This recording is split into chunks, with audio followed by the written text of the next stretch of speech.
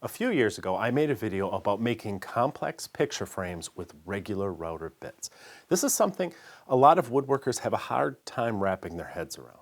They look at the 2 or 3 profile bits that they have in their drawer or on their rack, and they think that's all the choices they have. They can only make picture frames from variations of the OG.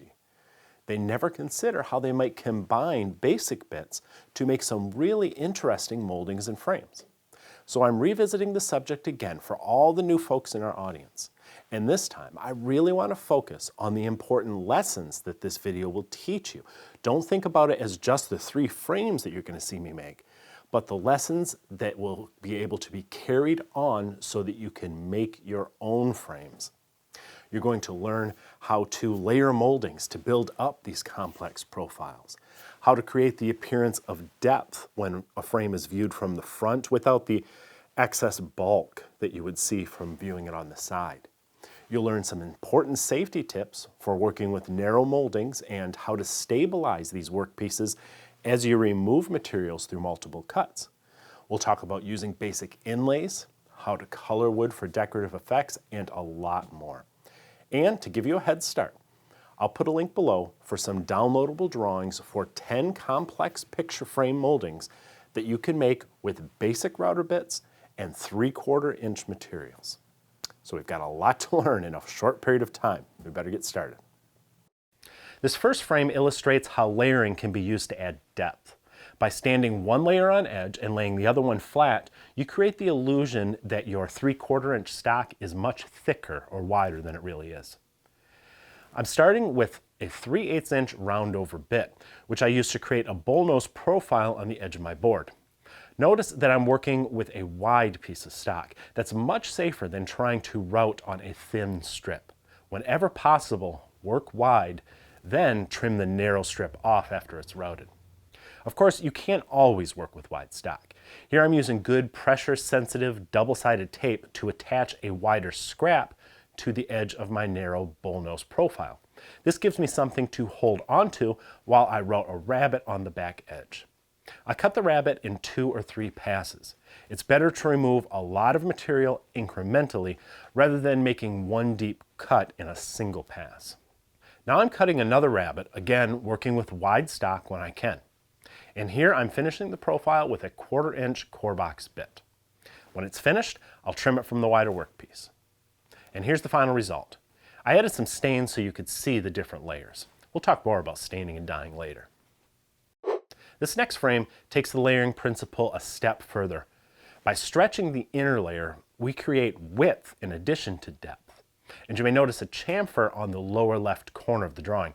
That helps the frame look thinner when it's viewed from the side, while still looking deep when viewed straight on. This frame also begins with a bullnose. I use a 1/4 inch round over bit, leaving a flat in between to make a finished profile that looks a bit blunter.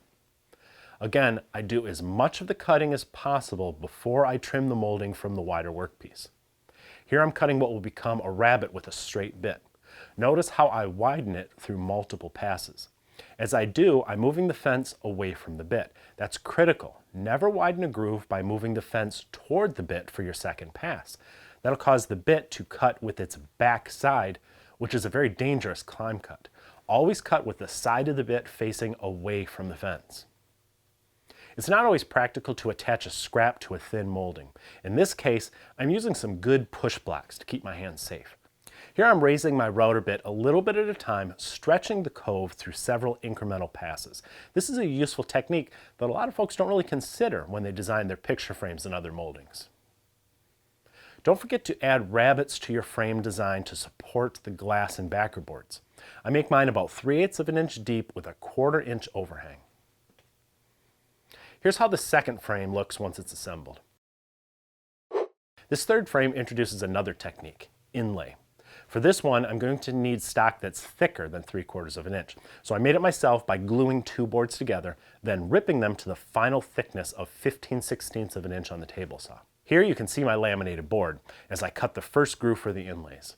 I'm making the groove 1/8 of an inch deep to give the glue some room so it doesn't squeeze out on the face of the frame when I put the inlays inside. This frame illustrates how you have to plan the order of your cuts wisely. I'm cutting the second groove deeper to account for a cove that will be on the face of the workpiece. I originally planned to cut the cove first, then cut an 1/8 inch deep groove, but if I'd cut the cove first, I would have removed material that I needed to keep the workpiece stable when I cut the groove. Sometimes you have to change the order of your cuts to make sure there's enough meat on the table for the next cut. I always draw my profile on paper, and then I imagine how I'm going to make each cut and what's going to support the workpiece during those cuts. Here, as the cove gets taller, I also have to be sure that I apply pressure near the top of the workpiece where the flat portion is against the fence. Otherwise, I risk rocking the lower half toward the bit, spoiling the cut. I might have even made this final cove cut earlier, right after I cut the 2 inlay grooves. As it is, there's little support on the bottom of the workpiece, so again, plan ahead for best results. I'm chamfering the back on this frame as well. I like a little shadow between the back of the frame and the wall. See how you can mess things up if you aren't careful about holding a workpiece flat on the router table? Fortunately, I was able to fix this with the second pass. The 2 inlays are created with a pair of roundover bits. I needed thinner stock for this, so I ripped a board about 2 inches wide, then I ran it on edge through the table saw to change the thickness. In the end, I created a 1/2 inch and 1/4 inch bullnose, which I added some color to before I glued them into their slots in the finished frame. I like to add contrasting colors to my frames. This can be done by combining different types of wood or by using stains and dyes. If I go the latter route, I always apply a pre-color conditioner.